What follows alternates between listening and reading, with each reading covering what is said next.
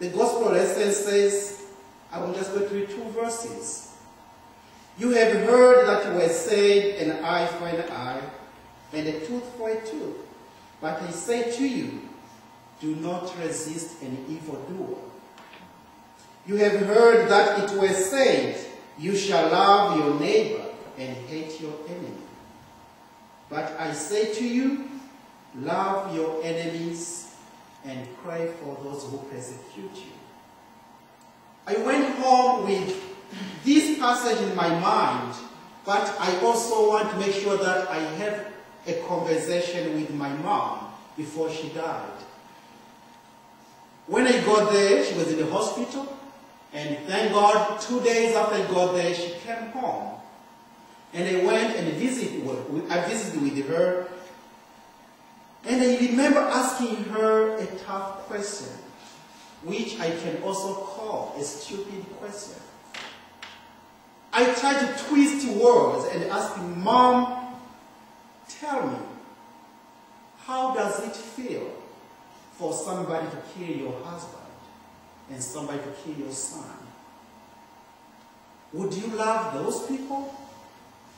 The reason why I asked that question, my mom happened to be attending a Tuesday Bible study with other women in the village. And one of the women she attends the Bible study with is the mom of the guy who killed my dad. I was challenged to hear that she goes to that Bible study. And I was resisting the same words from the gospel according to Matthew. And my mom looked at me when I asked that question, and we cried together. After crying, I continued because I did not believe these words were written, addressed to you and me. I asked Mom, how does it feel? I was hoping that my mom would say, Gerard, I feel like I should go and revenge what happened to me and what happened to our family. But hear her response. My mom said, Gerard, I don't know if you get it. It hurts. It hurts to remember how your dad was killed. It hurts to remember how your brother was killed. Then she said, I want to remind you one thing though. When your dad and I baptized you as an infant, by the way, some of the youth tomorrow, they're going to be going through confirmation class, which I did too. And she said, and when you went through confirmation class and you learned what it means to be a Christian, your dad and I thought you were going to know what it means to be a Christian and how hard it is. And she said, Gerard, if you believe that Christ died on the cross, and yet he prayed for forgiveness for those who crucified him, you shouldn't be thinking about revenge. And she said, unless you renounce your baptism, my son, you have no choice except to forgive. And she said, unless I renounce my baptism, I have no choice except to forgive those who killed my dad, those who killed my brother. My mom challenged me. Actually, I should share with you that is where I discerned my call into ministry. I had been running away for so long. I had called myself a pastor's kid for long and thought that was it. But I looked at the passages like the one from Matthew and say, love your enemies and pray for those who persecute you. That is not for me. But church, I want to tell you, this passage is for you and for me today. You have been so faithful by what you do every single day. By loving people you have never seen, people like me. You supported me without knowing it. Through your apportionments, you supported me. That wonderful love of your neighbor. How about those people we struggle with? Sometimes we complain about a carpenter in the church. It doesn't have to be an extreme to the point of somebody killing your beloved one. But do you hold grudges against anybody? Maybe somebody across the road from where you live. Maybe somebody who goes to a different church than you do. I challenge you this morning to hear the message and to also know that God's grace is available to anyone. And I mean anyone, including those who killed my dad, those who killed my brother. I believe that God who changed the soul, whom I can actually call in today's words a terrorist.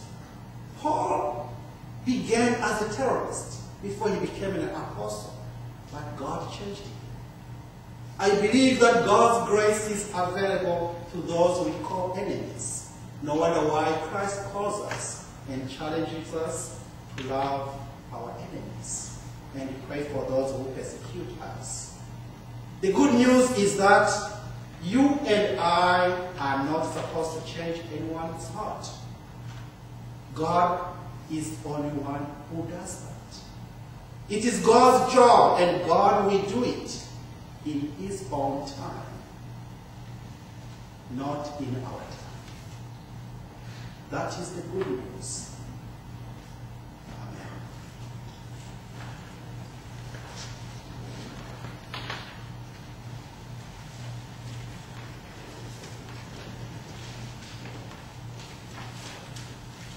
Amen.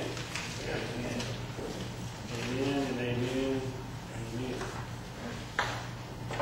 I don't think that we will ever hear those words of Jesus in the same way again. Amen. Amen.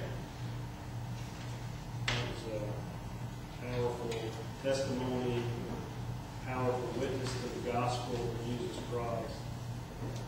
I've known Gerard for almost 3 years now, and I know that he's a spirit-filled, full of the love of God, man of God, who's been called to proclaim the good news, no doubt. I'm thankful for the ministry to which God has called him.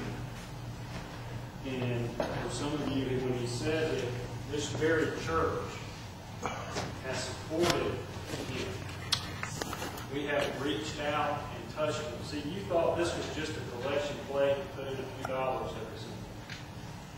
That's what you thought this was. But this is a science fiction thing. This is a gateway. This is a portal. If you look closely enough, you can see right through this all the way to places like the Lundy Alley. You can reach out every Sunday. It's not just every once in a while, but every Sunday when you put money into this collection plate, you're not only supporting the ministries of this church and this community. This church has made a commitment to support the ministries of the church all around the world to reach out and touch people like Gerard.